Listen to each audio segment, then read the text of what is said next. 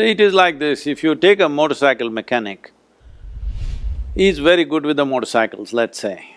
But now you ask him to fix a computer, well, he can use his screwdriver and open the cover.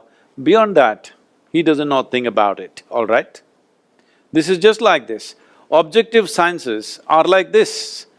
It is always 1 plus 1 is 2. That's the only way objectivity can work. You cannot say 1 plus 1 is 11 also, forget about a million, all right? You cannot say that because this is the nature of objectivity. And our objectivity is coming from our intellectual process. Intellectual process is coming from memory. So memory cannot be fudged. If you fudge the memory, it's a mess. I remember this is 1 and this is 1. And now I put these two things together and say this is 2. Now this has a memory basis. If I fudge this, then my intellect becomes useless, all right? So intellect is handling one aspect of our life, which essentially we call it as self-preservation. For our self-preservation, our intellect is vital, without it we cannot function.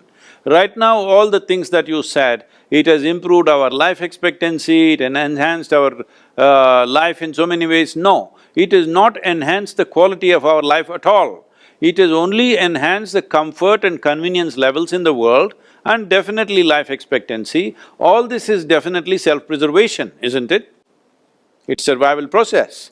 So when it comes to self-preservation, our intellect is vital. Without this one functioning, you cannot survive in this world. All the 5 senses are functioning, they are feeding the data into your intellect and from there you're using it. How efficiently you use it will determine how efficiently you survive. So your life expectancy enhanced means your efficiency of survival has increased, that's all it is. So you are more healthy than what people were in the past, I don't think so, but suppose we are, it simply means your survival process is little more efficient. So, leaving the survival process, now you're talking about consciousness. Consciousness means… see, the English word consciousness is very loosely used. If you say somebody is in anesthesia, if they come back, you say, oh, he's come back to his consciousness. See, everything that you do with your anesthesia has nothing to do with consciousness. It has something to do with body and various functions of the body. You're shutting down certain aspects of the bodily functions. One of them is transmission of pain, which is the main interest when somebody is going to surgery. You don't want to stop their heart, you don't want to stop their brain, you would like to see the transmission of pain stops. Whatever is being cut, whatever damage or fixing is happening, whatever parts of the body may be being removed, what is not vital may be being pulled out, all that is happening. Only transmission of pain is not happening. This has got nothing to do with losing consciousness and gaining consciousness, there's no such thing. Because there are no alternate words, we use the same words. Language is a different aspect, language is also a product of our intellect. So it can only talk in opposites.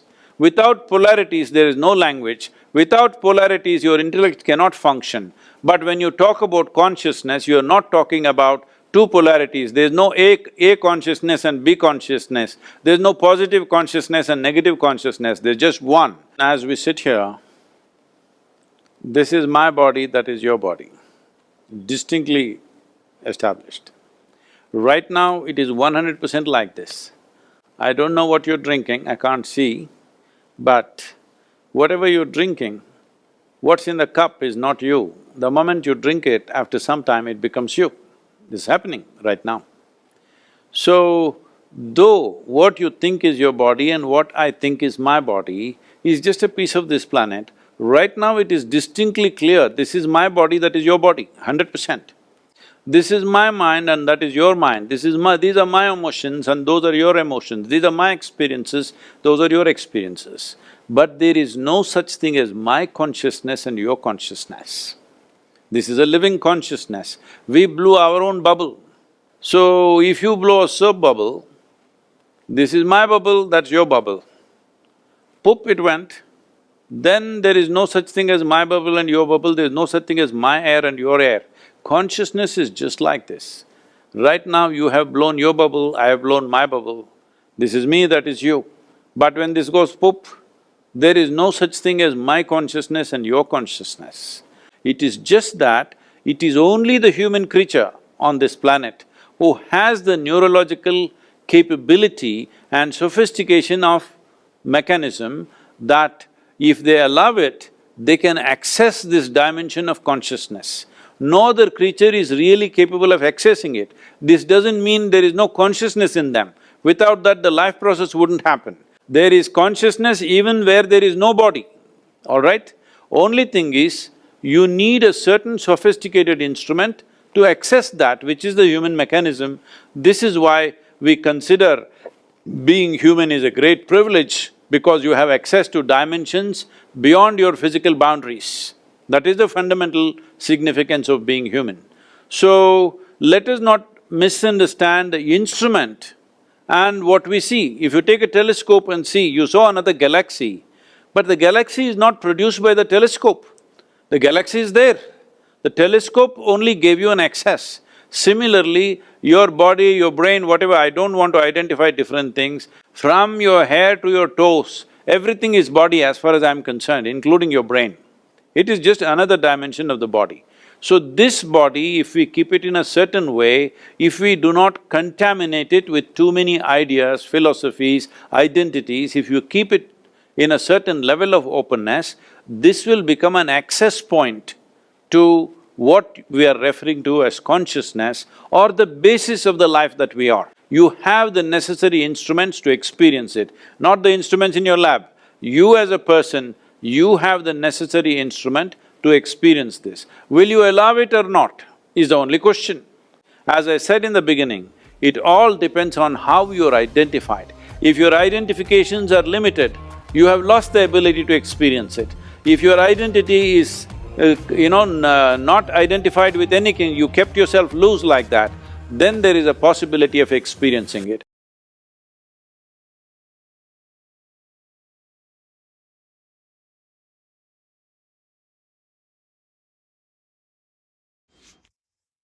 Take a moment now, just a simple, gentle moment, to notice how you are feeling inside. After listening to such an expansive conversation, sometimes the mind becomes very active. Sometimes it becomes very quiet, and sometimes it simply doesn't know what to do. All of that is okay. Whatever you are experiencing right now is perfectly fine. You don't need to try to understand everything at once. You don't need to force your mind to figure it out all.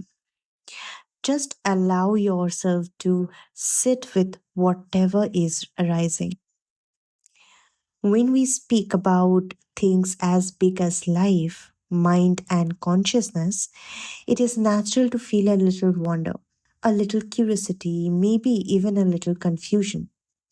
These topics go far beyond our everyday experiences, and it takes time for the understanding to slowly settle in.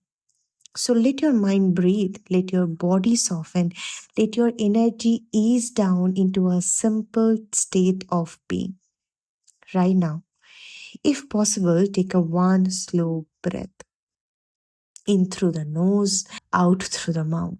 Nothing dramatic, just something gentle that reminds you that you are here, alive, present, and capable of experiencing life in your own way.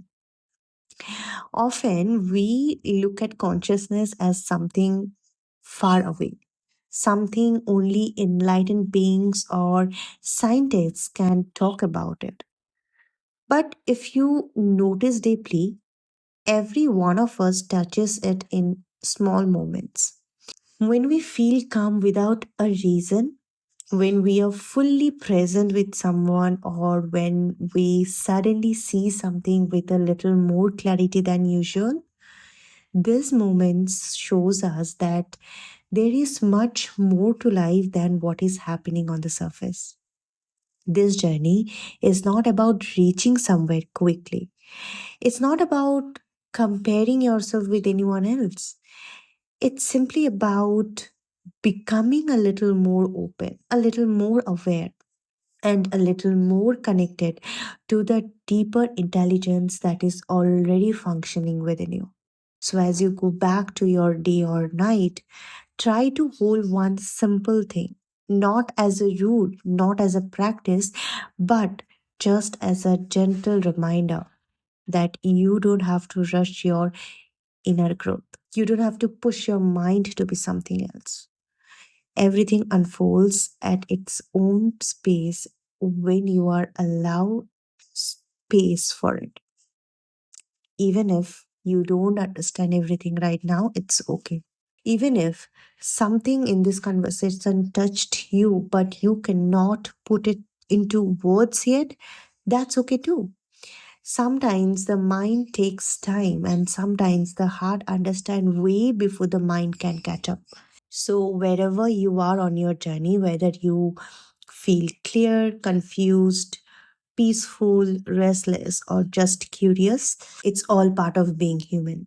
What matters is that you remain open to learning, open to experiencing, open to growing in your own natural rhythm. Thank you for being here, for giving yourself this moment, and for allowing these ideas to enter in your awareness. Your willingness itself is a big step. And before we close, here is a gentle reminder that this is not a summary of Sadhguru's words. These are just my own interpretation of the deep wisdom he imparted. Kindly keep them separated and do not misunderstand. Thank you for joining, and we will see you tomorrow. Until then, please take care. Namaskaram. Chandrachud Shiv Shankar Parvati Ramana निनगे Namo Namo.